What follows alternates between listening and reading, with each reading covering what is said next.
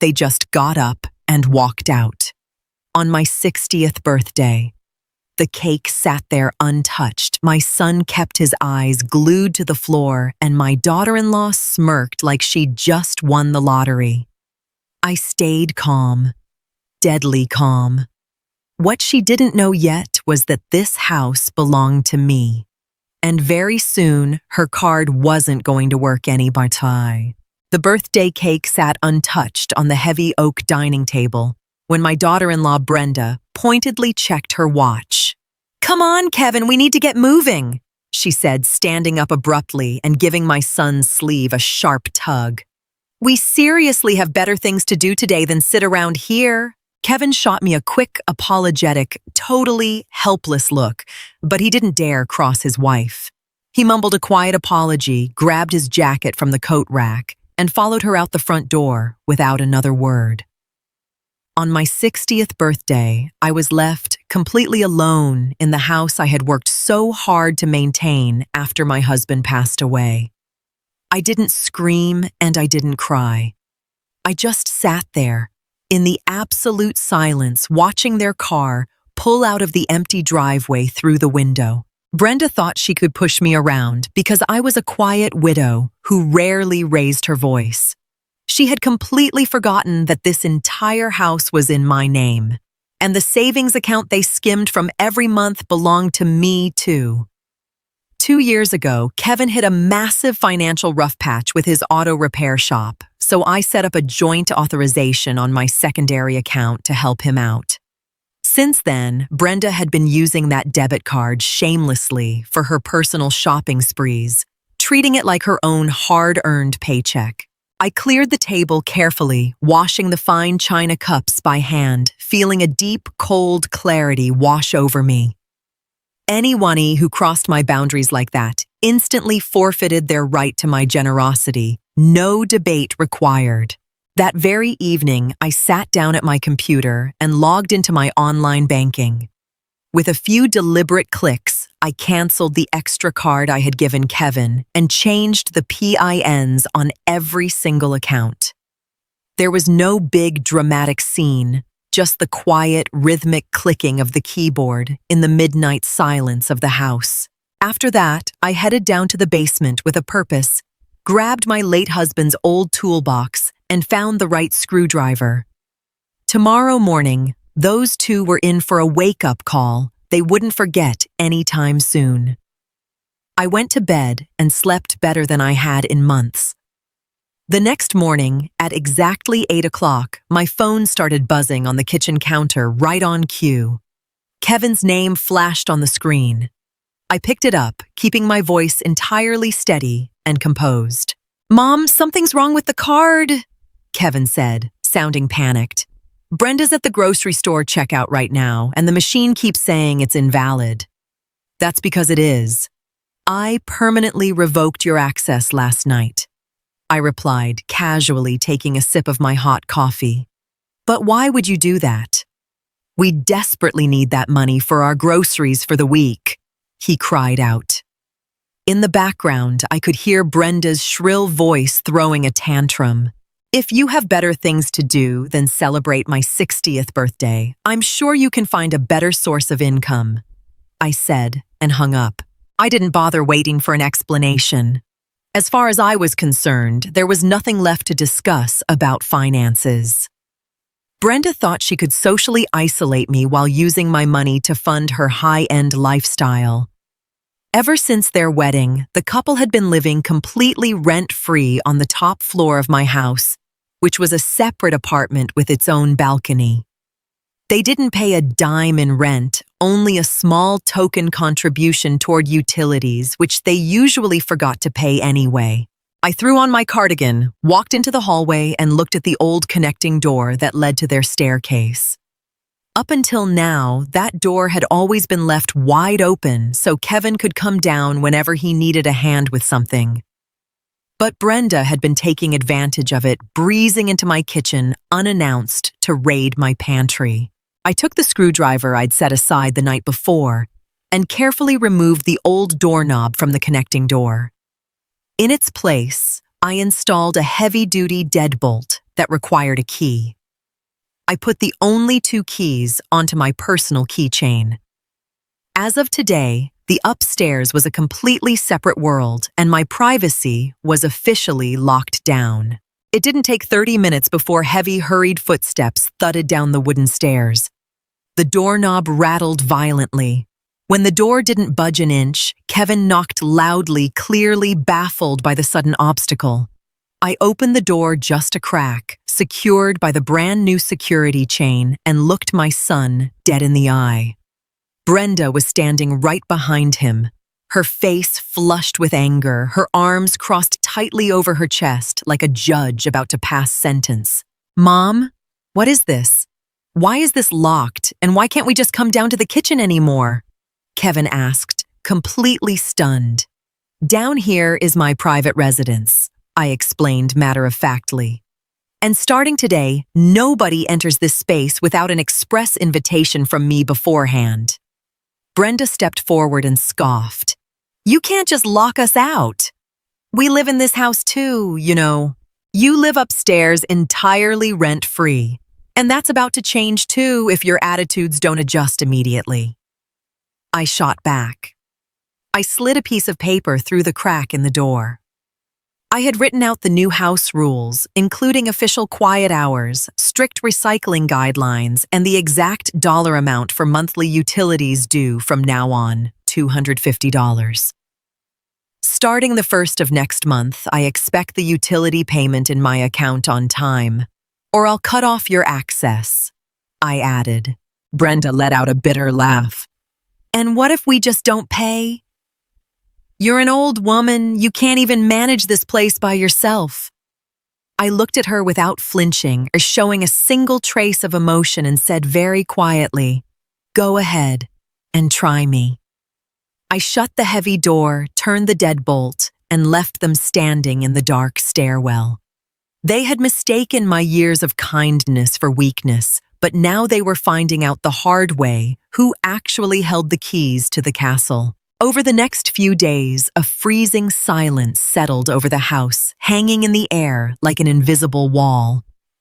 Brenda tried to punish me by giving me the total cold shoulder stomping loudly up and down the stairs to make sure I heard her. Kevin looked caught in the crossfire. He avoided all eye contact and actively steered clear of me whenever we were out in the large backyard. I didn't let the hostile atmosphere bother me at all. Instead, I used the time to reset my own routine. I woke up in a great mood, walked down to the local bakery, tended to my yellow roses in the front yard, and met up with my girlfriends. Brenda had secretly hoped I would get lonely and come crawling back apologizing for being cheap. Instead, she had to watch me become happier and more active by the day, while her own lifestyle shriveled up without my bank account backing it. They had to pay for their expensive taste out of their own pockets now, which immediately put a massive dent in their brand-name shopping habits. The Amazon delivery truck stopped dropping off packages every day, and their fancy SUV stayed parked in the driveway a lot more. One afternoon, I looked out the kitchen window and saw Brenda furiously chewing Kevin out while he just hung his head in resignation. She was clearly trying to push him to stand up to me, but he simply had no logical leg to stand on. I knew they would try to hit back in some other way, so I calmly waited for their next move. My preparations were watertight. I had already gone down to the basement and taken photos of the meters to document the exact baseline readings for electricity, gas, and water.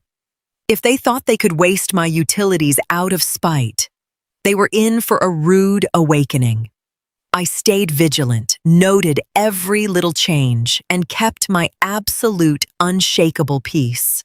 On Friday evening, there was another knock at the wooden connecting door, this time much softer, almost hesitant. It was Kevin. I opened it a crack and saw him holding a massive basket overflowing with dirty laundry. "Mom, Brenda says our washing machine upstairs is broken. We need to use yours in the basement," he said pleadingly. The modern washer and dryer in the basement were my personal property, and up until now, they had been doing all their laundry there for free. The laundry room is strictly for my personal use from now on. Kevin, I replied, blocking the doorway. Brenda came rushing down the stairs, planting herself right next to him. This is absolutely ridiculous. It's just laundry, she yelled. It's my washing machine, my expensive electricity, and my water, all of which you've been using without contributing a single thing, I countered calmly. If you need to do laundry, there's a laundromat 2 miles away that's open until 8 every night. Brenda's face contorted with pure rage. You are being so unbelievably selfish. We are your family. You're supposed to damn well help us. Family respects one another, and you both managed to completely forget that on my 60th birthday, I said with total composure. I shut the door in their faces before she could start another screaming match and turn the lock. I heard Brenda kick the drywall upstairs in a fit of rage, but it didn't faze me at all.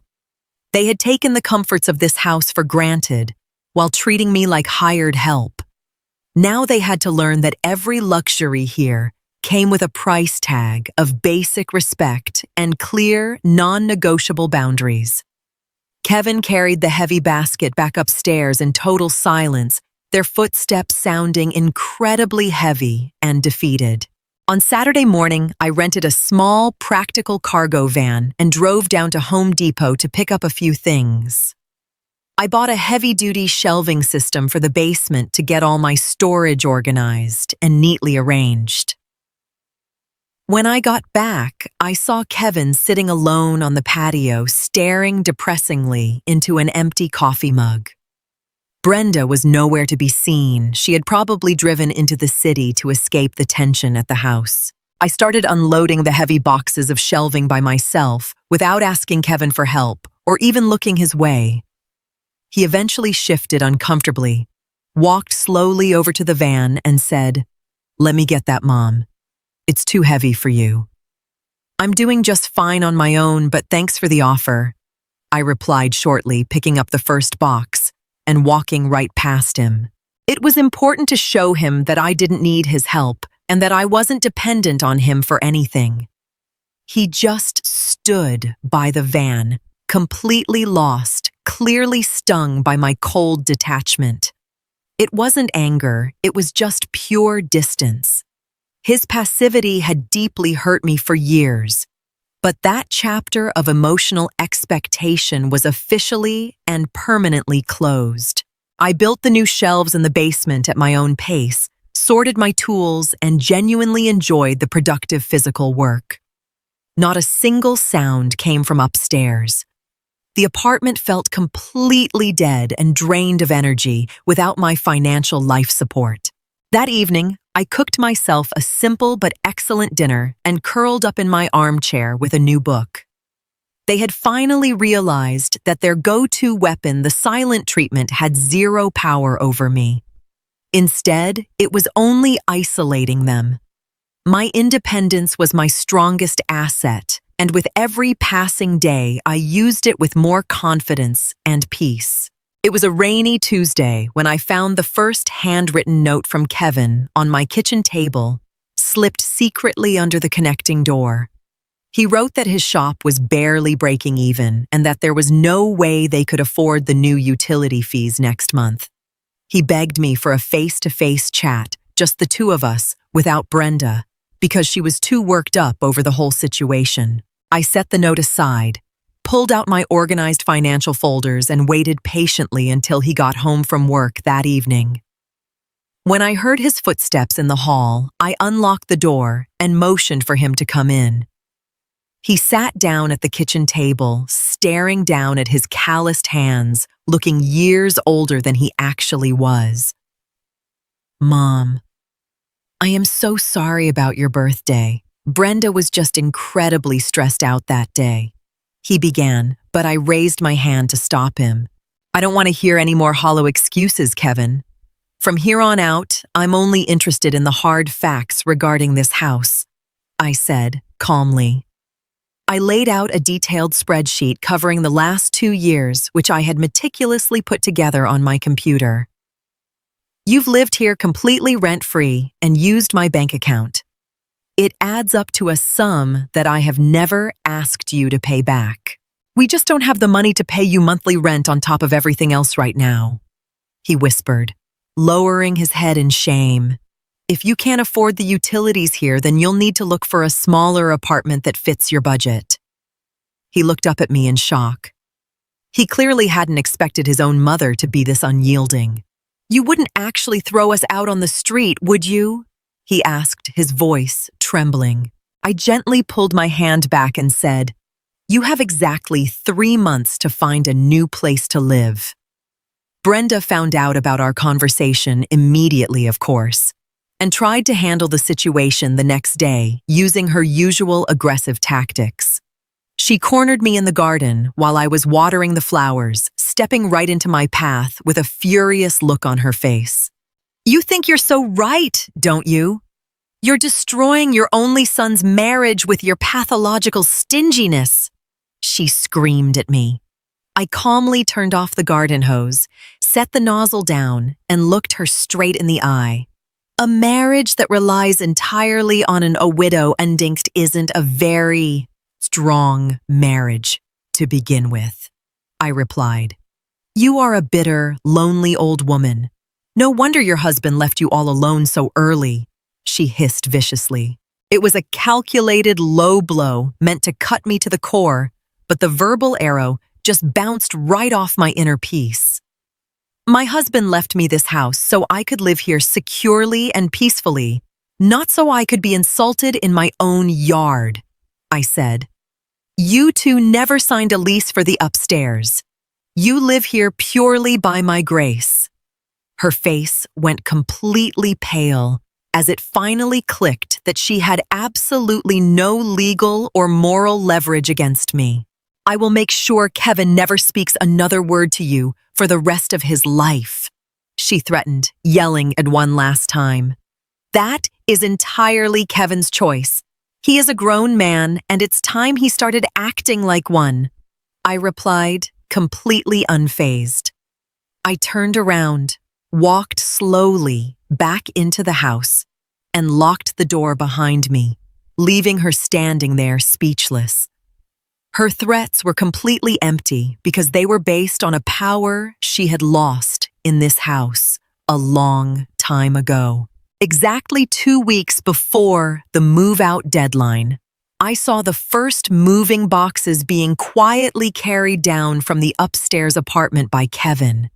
He had finally accepted that I wasn't going to budge and that no amount of whining was going to save him. Brenda didn't help him pack at all. She mostly sat in her car for hours or talked loudly on the phone out on the balcony right above me.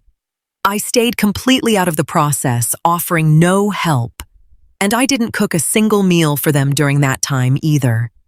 One evening, Kevin stood at my door alone this time without any boxes and asked if he could come in for a minute. He sat down at the familiar kitchen table and said quietly, "We found a small, affordable apartment on the edge of town." That sounds like a very sensible choice, Kevin. It will definitely suit your budget a lot better, I replied, completely free of any bitterness. Brenda is moving back in with her mother for a while. We're taking a break from our relationship, he added, rubbing his tired face. It didn't surprise me that their superficial relationship quickly fractured once my money and the free luxuries of this house were taken out of the equation. I didn't feel a sense of triumph. I just felt a profound sense of relief that a healthy order was returning to my life. You are always welcome to come over for dinner, Kevin, but the rules of this house apply to everyone across the board, I told him. He nodded silently, getting the message. And for the first time in years, he seemed to be taking real responsibility for himself. The lesson was undoubtedly harsh, but it was absolutely necessary to break both of us out of that unhealthy dynamic. The final move was scheduled for the upcoming weekend, and I was genuinely looking forward to the peace and quiet. The large moving truck finally pulled out of the driveway on Sunday morning, and the house instantly fell into a wonderful, peaceful stillness. I walked up the stairs to the top floor, which had been completely cleared out and left surprisingly clean. I opened all the large windows to let the fresh spring air sweep through the rooms, looking around the bright space with a deep sense of freedom. This house was my home again, a safe haven of tranquility, no longer a battleground for disrespect and greed. I decided to remodel the upstairs apartment into a bright studio for my crafts and a cozy guest room for when my old friends came to visit. Kevin called me that very evening to let me know he had settled into his new apartment. His voice sounded significantly more grounded and mature than it had in months, confirming that taking this tough step was the right thing to do. We didn't say a single word about Brenda, nor did we rehash the mistakes of the past. Instead, we just chatted about the weather and how things were going at his shop. Our relationship now had a completely fresh, healthy foundation built on respectful distance and clear, unbreakable boundaries. I hung up the phone with a smile, brewed a fresh cup of herbal tea, and sat out on the patio to watch the sunset. My 60th birthday had been the ultimate turning point, the moment I finally reclaimed my voice and my inner strength. I didn't need loud words or a big, dramatic scene to protect my peace. My actions had spoken for me, and they had cleared the air completely. Life was wonderfully simple again, perfectly ordered and exactly how I wanted my future to be.